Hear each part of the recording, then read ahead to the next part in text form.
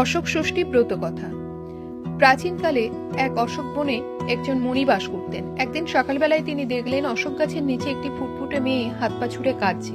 মণি মেয়েটিকে তার কুঠিরে নিয়ে এলেন। পরে ধ্যান করে জানতে পারলেন একটি হরিণী মেয়েটিকে প্রসব করেছে। অশোক গাছের নিচে মেয়েটিকে কুড়িয়ে পেয়েছিলেন বলে মেয়েটির নাম রাখলেন অশোকা। মেয়েটি বড় হয়ে অপূর্ব সুন্দরী দেখতে হলো। তখন মণি ভাবলেন মেয়েটিকে বেশি দিন একা কুঠিরে রাখা যাবে না, হাতের কাছে ভালো পাত্র পেলে তার সাথে মেয়ের বিয়ে দেবেন। কিন্তু অনেক দিন হয়ে গেলেও ভালো পাত্র না পেয়ে একদিন বিরক্ত মণি শপথ করলেন পরের দিন সকালবেলা ঘুম থেকে উঠে যার মুখ তিনি আগে দেখবেন তার সাথে মেয়েটির বিয়ে দেবেন।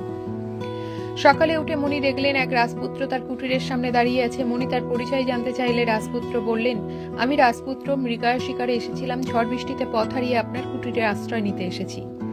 তার পরিচয় জেনে মণি ভারী খুশি হলেন এবং বললেন, আমার একটি বিবাহযোগ্য অপূর্ব সুন্দরী কন্যা আছে, তোমাকে তাকে বিয়ে করতে হবে। এই বলে মণি তার মেয়েকে রাজপুত্রের সামনে নিয়ে আসলে রাজপুত্র তার রূপে মুগ্ধ হয়ে তাকে বিবাহ করলেন। চার হাত এক করতে পেরে মণি নিশ্চিন্ত হলেন। অশোকা শ্বশুরবাড়ি যাবার সময় মণি তার আঁচলে অশোক ফুল আর অশোকের বীজ বেঁধে দিয়ে বললেন, চৈত্র মাসের অশোক ষষ্ঠীর দিন অশোক ফুলগুলো শুকিয়ে গেলে খাবে, আর এখান থেকে যাবার সময় রাজবাড়ি পর্যন্ত পথের দুধারে অশোকের বীজগুলি ছড়াতে ছড়াতে যাবে।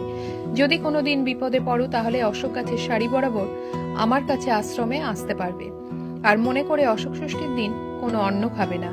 এই বলে মণি তাদের বিদায় দিলেন। অশোকা মণির কথা মতন অশোকের বীজ পথের দুধারে ছড়াতে ছড়াতে শ্বশুরবাড়ি গেল।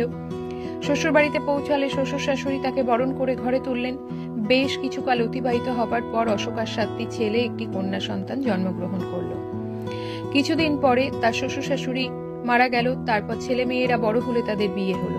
এইভাবে দিন এগোতে থাকলো। একটি চৈত্র মাসের অশোক ষষ্ঠীর দিন অশোকার শ্বশুরের শ্রাদ্ধ ছিল। সন্ধ্যার পর তিনি তার বউদের বললেন, আর অশোক ষষ্ঠী আমি ভাত খাবো না।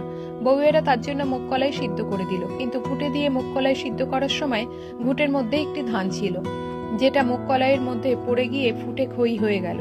অশোকা না জেনে সেটা খেয়ে নিলেন। এরপর পরদিন তিনি দেখলেন তার 7 ছেলে বউ মারা গেছে। সব হারিয়ে অশোকা তার বাবার কথা অর্থাৎ মুনির কথা মনে পড়ল। তিনি মুনির আশ্রমে যাবার জন্য তৈরি হলেন। পথে যাবার সময় অশোক গাছের সারি দেখে মুনির আশ্রমে পৌঁছলেন। গাছগুলো ততদিনে বিশাল আকার ধারণ করেছে। মুনির কাছে সব কথা খুলে বললে মুনি ধ্যানে বসলেন। ধ্যান করে তিনি সব জানতে পারলেন। তিনি বললেন, অশোক ষষ্ঠীর দিন ঘুটে দিয়ে মুগ কলাই সিদ্ধ করার সময় ঘুটের মধ্যে একটি ধান ছিল, যেটা ফুটে খই হয়ে মুগ কলাইয়ের মধ্যে পড়ে গিয়েছিল, আর সেই খাবার খেয়ে তার এই সর্বনাশ হয়েছে। কন্যার অনুরোধে মুনি তার ঘটি থেকে জল নিয়ে বললেন, এই জল নিয়ে সবার উপরে ছিটিয়ে দাও, সবাই আবার বেঁচে উঠবে। আর চৈত্র মাসের ষষ্ঠীর দিন মা ষষ্ঠীর পুজো দিয়ে অশোক ফুল মুগ কলাই দই দিয়ে খাবে, ভুলেও অন্ন আহার করবে না। তাহলে এই জীবনে আর শোক পালন করতে হবে না। মুনির কথা শেষ হলে মুনিকে প্রণাম করে অশোকা সেই কমণ্ডলুর জল নিয়ে ছুটে ছুটে রাজবাড়ি এলেন। এসেই জল নিয়ে সবার গায়ে ছিটিয়ে দিলেন। সবাই আবার জেগে উঠল। তারপর অশোকা তাদের সব কথা খুলে বললে সবাই খুব অবাক হয়ে গেল। মুখে মুখে এই কথা প্রচার হয়ে রাজ্যময় ছড়িয়ে পড়ল। অশোক ষষ্ঠীর মাহাত্ম্য শুনে সবাই এই ব্রত পালন করতে আরম্ভ করল।